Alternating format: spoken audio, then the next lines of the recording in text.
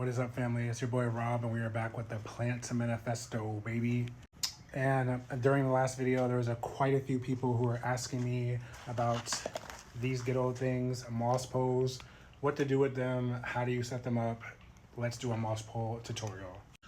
So as you can see, this moss pole has already come pretty much preloaded. They don't come like this. They don't start like this. This was actually a part of another moss pole that I actually went ahead and cut.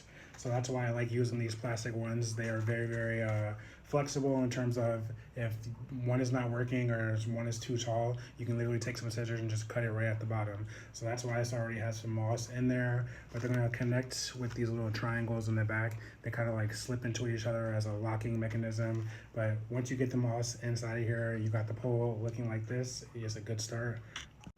And the plant that we're going to be transferring is going to be our Monstera white monster. So what do I think that is personally going on with this plant? Variegation started off like this, very, very strong, and as you can see, has been putting out some greenish leaves, and I feel like it's because she's not getting enough light. It's on my patio, but it's in like more of a shaded area.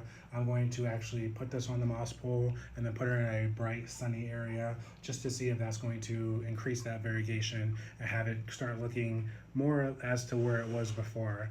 I'm not sure if this is completely reverted yet, because on this new leaf it's like a lighter green, and I feel like if we can get some more sunlight, we can possibly get that variegation back.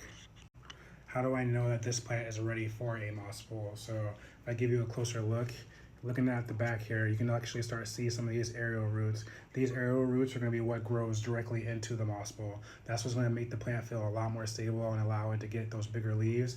And as you can see in here, the aerial roots are starting to grow around the circle of the pot, just showing me that it's ready to no longer be in here. And because it's still a juvenile plant, it's going to be easier for me to do it instead of waiting until it gets too big and it gets too strong for me to go ahead and get it on the moss pole. So the sooner the better is always best when it comes down to these guys. Let's start by trying to get her out this pot and just see where we are when it comes down to roots. I have my container at the bottom just so that the dirt doesn't go everywhere. But once I get her out, I'll try to show more of what's going on with the roots.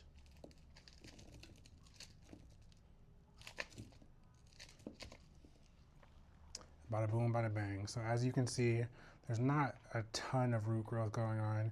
It could actually probably stay in that pot for a little bit longer. I mean, these are gonna still have whitish roots, so there's nothing going on that's wrong or mistaking with this plant. But like I said, my main goal is to go ahead and try to get her on the moss pole. We're actually gonna be sizing her up just a little bit into this little guy.